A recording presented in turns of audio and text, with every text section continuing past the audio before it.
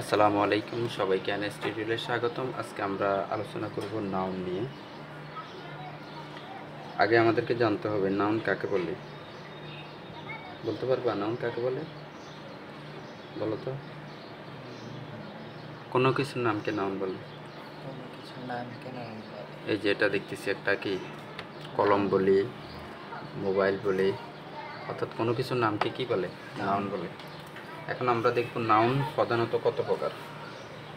খেয়াল করো, নাউন প্রধানত হচ্ছে দুই প্রকার।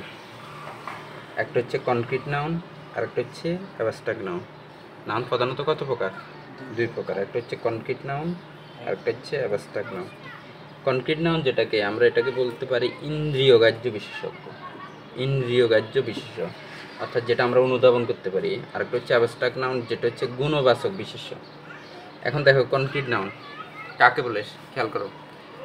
যে সকল নাউনের দৈহিক বা বাহ্যিক অবস্থিতি আছে এবং যাদেরকে ইন্দ্রিয় সাহায্যে উপলব্ধি করা যায় তাদেরকে কনক্রিট নাউন বলা হয়।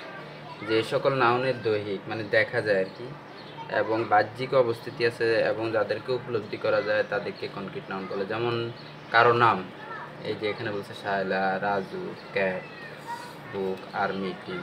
তাহলে শায়লা এটাকে দেখা যায়, তাই না? এরপর যদি বলি বুক, বুক দেখা যায় না। তারপর যদি বলি আর্মি, দেখা যায় না। তারপর যদি বলি টিম, দেখা যায় না। কথা বলো না কেন? হ্যাঁ, দেখা যায়। তাহলে যেগুলা দেখা যায় বা যেগুলোর বাহ্যিক উপস্থিতি আছে সেগুলোকে আমরা কি বলবো? কনক্রিট নাউন বলবো। এরপর দেখো অ্যাবস্ট্রাক্ট নাউন।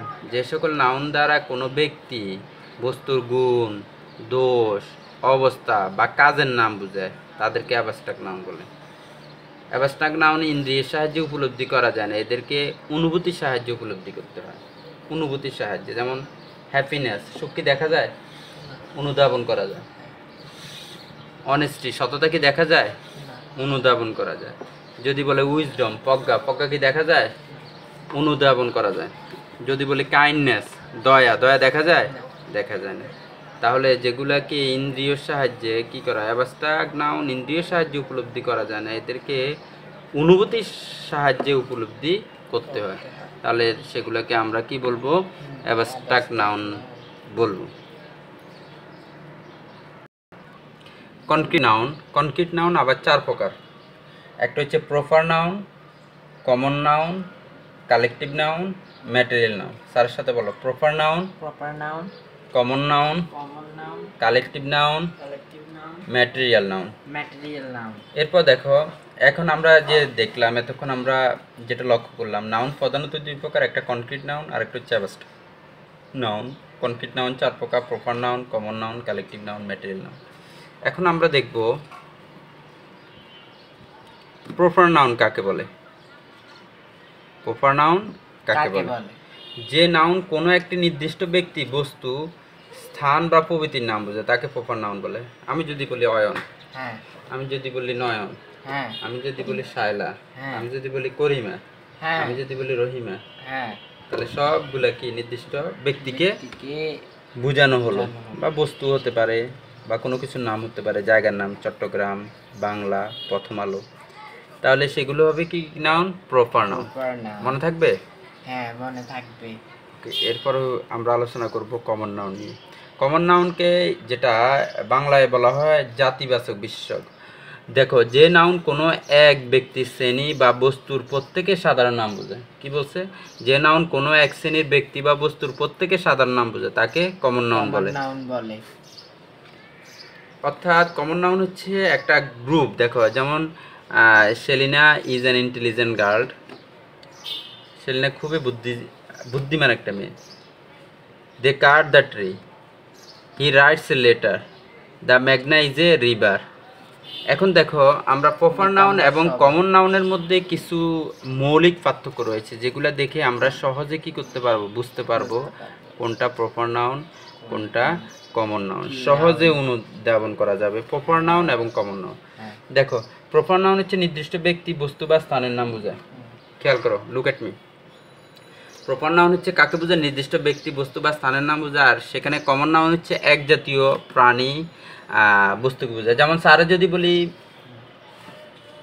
অয়ন, এটা হচ্ছে কি নাউন? Proper noun. আর আমি যদি বলি মানুষ, তাহলে সেটা কোন নাউন হবে? প্রপার নাউন, কমন নাউন হবে। Common noun. কারণ মানুষ বলতে ওই জাতি, সকল জাতিকে বোঝায়। আমি যদি বলি মনে করো কোনো একটা, যেমন গোলাপ, এটা হচ্ছে প্রপার নাউন। আর যদি আমি ফুল বলি তাহলে ওটা কমন নাউন। ঠিক আছে, যেমন দেখো এই যে সীমা, মিনা, রনি, এই যে কোনো নাম, মহিলার নাম, এটা প্রপার নাউন। ম্যান, বয়, ওমেন, গার্ল, এগুলো হচ্ছে কমন নাউন। যেমন বাংলাদেশ, ইন্ডিয়া, শ্রীলঙ্কা, একটা নির্দিষ্ট করে যে বাংলাদেশ, ইন্ডিয়া, শ্রীলঙ্কা, জাপান, উত্তর কোরিয়া, এগুলো প্রপার নাউন। আর যদি বলি, আমি যদি শুধুমাত্র দেশ বলি বা কান্ট্রি বলি, তাহলে সেটা কি নাউন? Common noun. তারপর দেখো, যেমন বাংলাদেশ, ইংলিশ, আরবিক, তারপর হচ্ছে জার্মান, ভাষার নাম বুঝাচ্ছে। তাহলে এটা হচ্ছে প্রপার নাউন। যে কোনো ভাষা, যদি ইংরেজি ভাষা বলি, বাংলা ভাষা বলি, উর্দু ভাষা, ফার্সি ভাষা, এটা প্রপার নাউন। আর যদি বলি আমি ভাষা বলি, শুধু ভাষা, ল্যাঙ্গুয়েজ, তাহলে সেটা হচ্ছে তোমার কমন নাউন। এরপর দেখো, যদি বলি এই যে ঢাকা, চট্টগ্রাম, এগুলো একটা নির্দিষ্ট কি একটা দেশের এক শহরের নাম, এগুলো হচ্ছে তোমার প্রপার নাউন। আর যদি বলি শহর বলি, শুধু বলি শহর, সিটি, তাহলে কমন নাউন। যেমন তোমার দেখো যমুনা, বুড়িগঙ্গা, পদ্মা, এগুলো হচ্ছে একটা একটা নদীর নাম বোঝানো হয়েছে। কিন্তু তুমি যদি বলো রিভার, তাহলে সেটা হচ্ছে তোমার কি নাউন? রিভার বলি, কমন নাউন। ঠিক আছে, এরপর দেখো কালেকটিভ নাউন। কালেকটিভ নাউন, দেখো কালেকটিভ নাউন কাকে বলে? যে নাউন দ্বারা এক জাতীয় কতিপয় ব্যক্তি বা বস্তুকে পৃথকভাবে না বুঝিয়ে তাদের সমষ্টিকে বোঝায়। অর্থাৎ যেগুলো কমন নাউন আছে তাদেরকে যদি তুমি একটা গ্রুপে নিয়ে আসো, যেমন মানুষ, মানুষ থেকে কিছু গ্রুপে নিয়ে আসলে তুমি আর্মি। যেমন মানুষ থেকে কিছু গ্রুপে নিয়ে আসলে তুমি একটা সভা করলা, কমিটি করলা, এই কমিটিটা হচ্ছে কালেকটিভ নাউন। তুমি এই যে মানুষ থেকে আর্মিতে নিয়ে আসলা, এই আর্মিটা হচ্ছে তোমার কি নাউন? আর্মিটা হচ্ছে কালেকটিভ নাউন। তারপরে হচ্ছে তুমি এই যে ক্লাস, তুমি একটা শ্রেণীতে নিয়ে আসলা, তুমি একটা পার্টির আয়োজন করলা, তারপর তুমি জুরি, বিচার সভা, এগুলো সবগুলো হচ্ছে আমাদের কি নাউন? Collective noun. সবগুলো হচ্ছে আমাদের কালেকটিভ নাউন।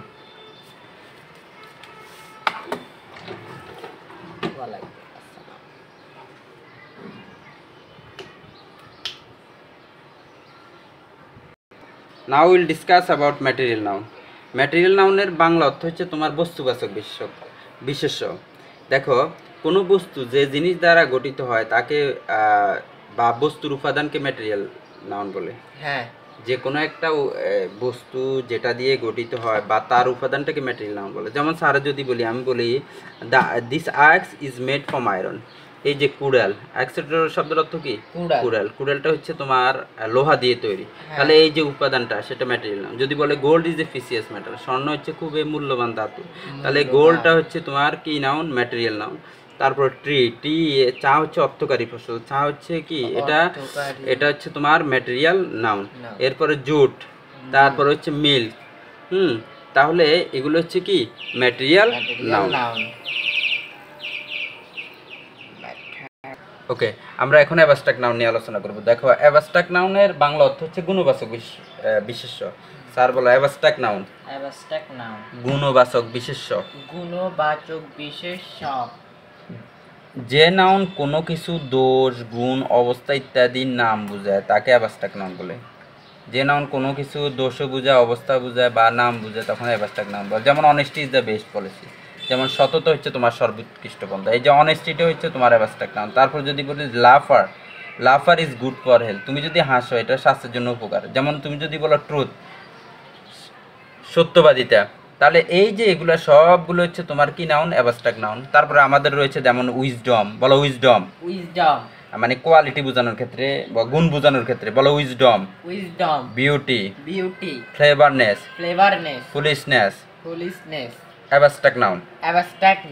এরপর বলো স্টেট, শব্দের অর্থ অবস্থা। বলো পভার্টি,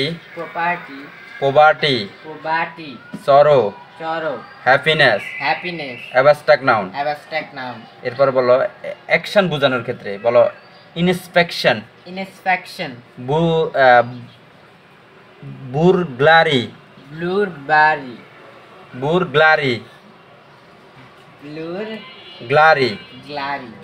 ডিসিশন। এই যে আমরা ওয়ার্ডগুলো পড়লাম, এগুলো সবগুলো হচ্ছে অ্যাবস্ট্রাক্ট নাউন। সবাইকে অসংখ্য ধন্যবাদ এনএস টিউটোরিয়ালের সাথে থাকার জন্য। ধন্যবাদ। আসসালামু আলাইকুম।